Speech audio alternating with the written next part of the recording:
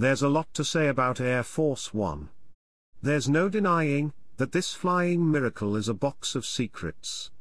For ordinary citizens like us, there is much we don't know.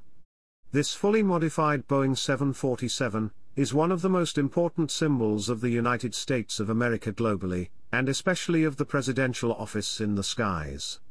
Whenever the president visits another country or travels domestically, he is accompanied by a luxury jumbo jet, equipped with the most advanced technology. This aircraft must also be absolutely secure. Air Force One, the flying government headquarters costing over $300 million, is constantly being targeted by terrorists. This requires special protection and, of course, lots of high-tech. We take a look behind the scenes of the famous presidential plane.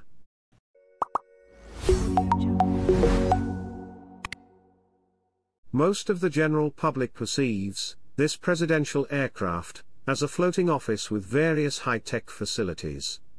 However, there are two interesting facts about Air Force One that are less known to the wider public. Air Force One is not technically an aircraft, it is a radio call sign for any U.S. Air Force aircraft carrying the President of the United States.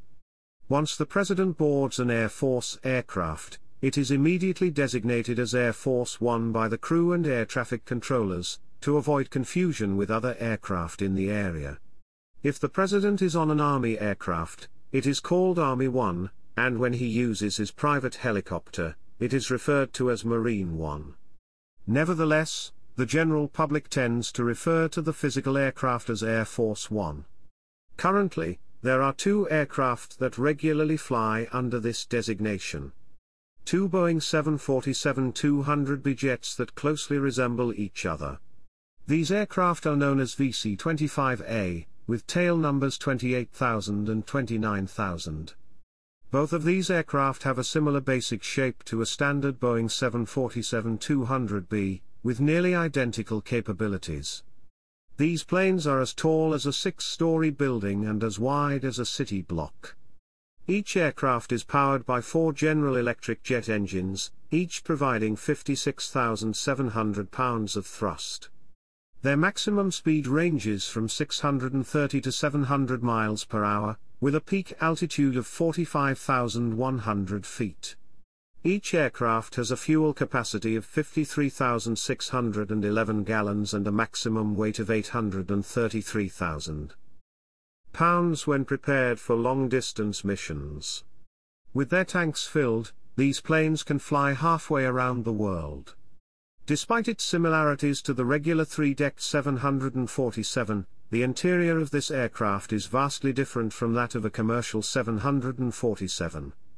In the following section, we will delve deeper into the aspects that distinguish the VC-25A from conventional passenger planes. The modified Boeing 747 aircraft, currently serving as Air Force One, can truly be called a floating home. In terms of size, this aircraft might surpass most houses we are familiar with. With a spacious floor area of 4,000 square feet, there is ample room to move around inside the deck. But what exactly is inside? At the front of the aircraft, right above the plane's nose, we find the cockpit. Just in front of the cockpit, on the nose of the aircraft, there is an in-flight refueling probe, allowing Air Force One to refuel mid-air for extended flights as needed. Navigating the interior, which encompasses 4,000 square feet, most of the aircraft resembles more of a luxury hotel or executive office than a plane, except, of course, for seat belts on each seat.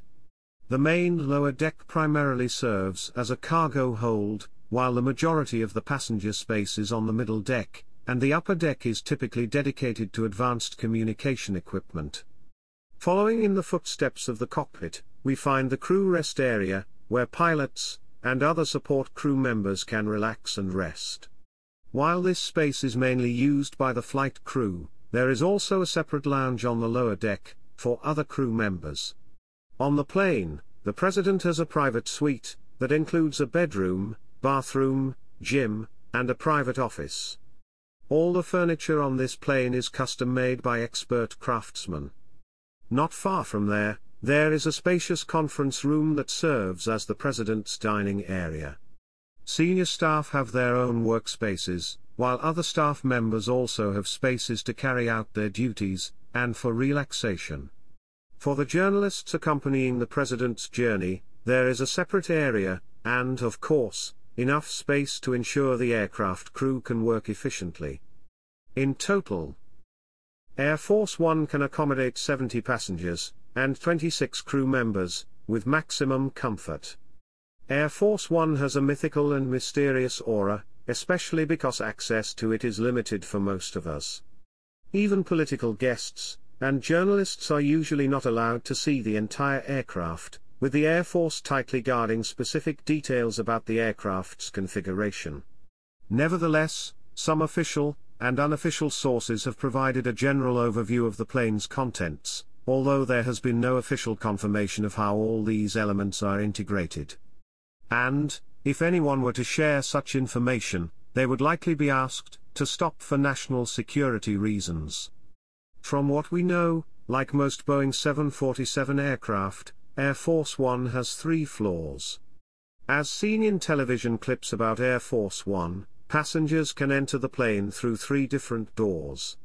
The door often used by the President to board and disembark from the plane, often with a wave of the hand, is the door leading to the middle floor, with a wheeled staircase attached to the aircraft. Journalists typically enter the plane through the rear door, ascending the staircase to the middle floor, where they find a press area resembling the first-class section of regular commercial planes, complete with comfortable and spaciously wide seats. Along with its unusual passenger spaces, Air Force One has been equipped with various technologies that set it apart from conventional jet aircraft. In the next section, we will delve further into the special modifications. Because Air Force One is the aircraft that transports the President, and some journeys can be quite long, it has been equipped with various special features that are not available on regular commercial planes. Next, along the corridor, there is a kitchen.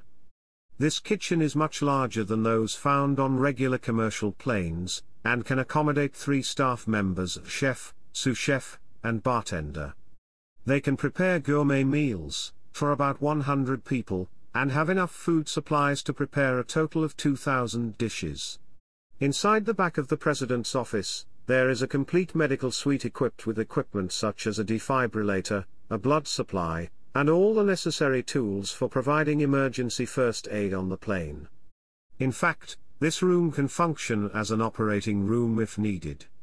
Whenever the President is on board the aircraft, a licensed doctor is always present on the plane, ready to handle various emergency scenarios. Unlike a regular Boeing 747, this plane has retractable stairs, available at both the front and back entrances. These stairs lead down to the lower floor, with crew members and staff accessing the upper floor via internal stairs. The plane also features an independent luggage loading system, eliminating dependence on airport facilities, which could pose a security risk. One of the standout features of this aircraft is its extensive electronic technology. In the rear portion of the crew rest area, there's an advanced communication hub. This room contains about 240 miles of cables, twice as many as a standard Boeing 747, to support 85 phones and 20 televisions on board. Furthermore, the communication room is equipped with the latest radar, tracking, and defense systems, fully protected from electromagnetic interference that might occur from a nuclear blast. The phone system is designed for normal air-to-ground connections, as well as secure lines. This allows the President and their staff to communicate with almost anyone worldwide while flying at tens of thousands of feet in the air. A special addition is the in-air refueling capability. Similar to the B-2 and other fighter jets, this ability lets Air Force One remain airborne indefinitely, which can be crucial in emergency situations. Much of the most advanced technology on this plane, like the avionics and defense systems, remains confidential. However, the Air Force asserts that these 2 aircrafts are military planes designed to shield themselves from aerial attacks. The plane is equipped with electronic countermeasures to disrupt enemy radars. Moreover, the plane can launch chaff and flare from its wings, which can deflect radar-guided missiles, and confuse heat-seeking missiles respectively. Underneath the plane, there's a device based on the Northrop Grumman system, known as the Navy's Large Aircraft Infrared Countermeasures System. The countermeasures system can deflect surface-to-air, and man-portable air defense missiles. Lastly, the entire plane is coated with armor plating designed to withstand the impact of nuclear explosions on the ground, and all the windows are fitted with bulletproof glass. Every Air Force One flight is considered a military operation, and is treated with utmost seriousness. The Air Force crew, based at Andrews Air Force Base in Maryland, conducts meticulous inspections of the plane and runway before each flight. When the time comes, Marine One helicopter transports the President from the White House to Andrews Air Force Base. Teams spread throughout the base monitor any unauthorized aircraft activity in the area, and have the authority to take decisive action if necessary. Before Air Force One takes off, the Air Force crew sends a C-141 Starlifter cargo aircraft to transport the President's motorcade to the destination. This collection of bulletproof limousines and vans, equipped with weapons, is responsible for the President's security on the ground. The President always carries the football, a bag containing the codes for nuclear weapon use. An Air Force officer constantly monitors the football throughout the flight, eventually handing it over to an Army officer upon landing. Like regular jet planes, Air Force One has a crew to operate the aircraft, and a flight attendant team to prepare meals and clean the plane. This crew consists of rigorously selected military personnel, with exceptional service records. Even the crew members responsible for preparing meals must operate with very high security levels. For instance, when shopping for food, they must disguise themselves, and choose stores randomly to protect the President from potential poisoning threats. Inside the plane, the crew provides 24-hour first-class service. The crew members have a very rare privilege. They can interact with the President when he is in a relaxed setting. Every president, since Harry Truman, has formed close relationships with the flight crew, and the final flight with Air Force One always becomes an emotional moment. It has been 33 years since the first delivery of the Air Force One Boeing 747 on January 26, 1990.